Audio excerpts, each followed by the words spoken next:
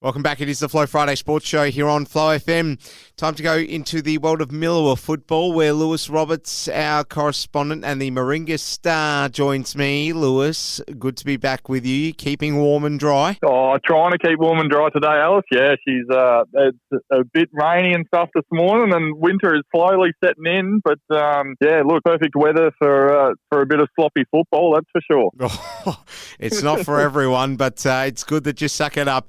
Well, let's talk about the fixtures in round 8, given that we did speak to you last week, of course, when there were no games with the league bye. So let's talk about what will hopefully be for your side a rejuvenated look at things going into the football this weekend. And with that, we'll pick it up from your game with Cardross tomorrow.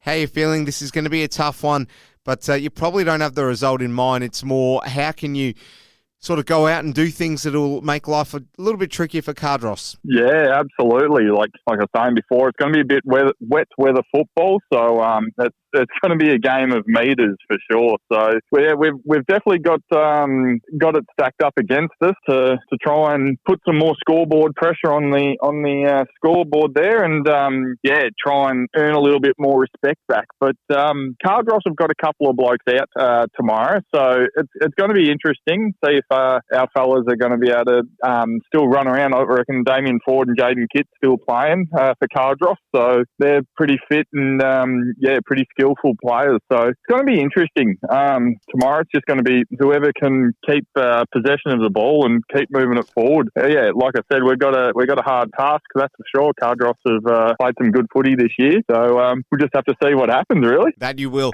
Some of the other games to look forward to: the Hawks up against Bamble, another game that might be a little harder to call than usual weeks. Yeah, absolutely. Hawks will be looking to bounce back from their Nangelock upset, that's for sure. So I still think Bamble will get over the line. They've just got those in and under players in Ben Stevenson, Jake Garraway.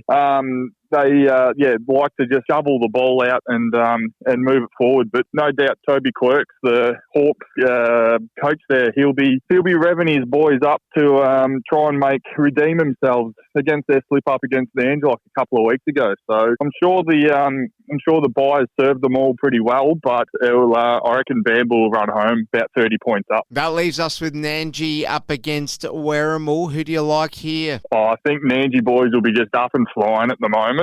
Like I said, they had a pretty good solid hit out against Goal and come up victors. So, I can see them just taking that one step further and really putting Werribee to the sword and making a little bit of gap, a little bit of leeway in the top four there, making it hard for the Pies to get in. So I reckon Josh Berry and the lads down there will be keen to keep their winning streak going and, push on to final. All right, let's remind our listeners how the ladder looks in Millewa Football. Bamble top with 24 points.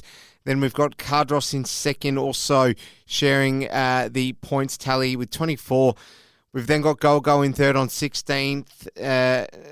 Nangelock fourth with 12, and then Werribee fifth with 8, and Meringur sixth with 0. A few of those teams at the top three at least, with big percentages, and, well, the top two, it's going to be an interesting race.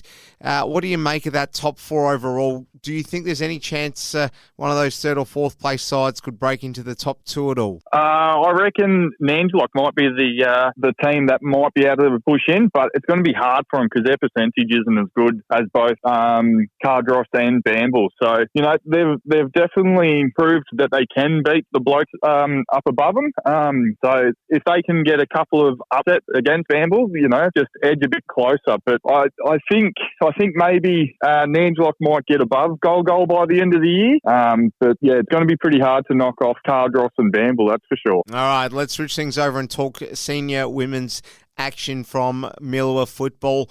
And the two games this weekend, one of them will be Goal and Bamble. Certainly the more competitive one, you would think, going into the weekend. So What do you reckon here, Lewis, between the Hawks and Bamble? Yeah, I reckon the Hawk girls will get up. I watched them a couple of weeks ago when they played Meringur, and the way they move the ball, they seem to be able to gel together a lot better than what Bamble have over the last coming week. So I reckon if they can just keep, hard to say with wet weather football and all that sort of thing, it changes the game completely. But they can just keep shoveling the ball forward and get it down their forward 50, put some scoreboard pressure on. I reckon the Gold girls will get up. All right. Well, it's going to be a hard one for your girls, who will certainly have their work cut out against Cardross. What will be the plan and the messaging for the players going into this game? Yeah, well, I reckon the message will be a bit of belief, because last time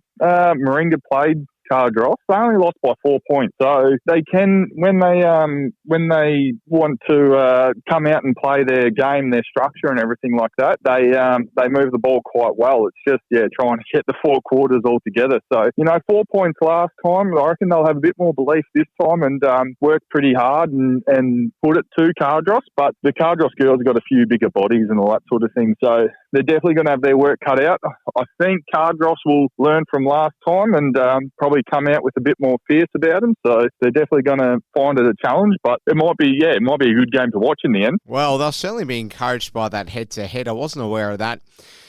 We'll just quickly look at that ladder. So Werribee top with 24 points, then Cardross in second with 16, Bamble third with 12 points, Gold fourth with 4 points, and Meringur in fifth without any points accumulated yet. But they'll certainly be motivated, your girls, to go on and definitely not get the wooden spoon. But it's not even a case of not being able to be competitive, because they could really do something and certainly make a play for getting into the finals or scraping in. I don't know what your thoughts are, but what do you think overall, Lewis, in terms of how that women's ladder is looking for Millewa footy? Yeah, look, Werribee are an absolute powerhouse. In the women's football, they've been dominant for years, so there's no surprise that they're right up the top there. I reckon Gold can play a lot better football than what's shown, so I wouldn't mind, if they got up into about second spot in the next couple of weeks, if they can knock over Bamble and possibly even put it to Cardross as well. So, our girls will be looking to get their win on the board and try and start a bit of momentum going forward. So they definitely don't play bad football, but if they can get their confidence up and, really, really try and play an aggressive style of football, like you said, they've got a red-hot chance of making it into the finals, and who knows what would happen from there. Millewa football correspondent Lewis Roberts, great to catch up. All the best on the weekend. We'll speak to you next week. Thanks very much, Alice. I'll talk to you then.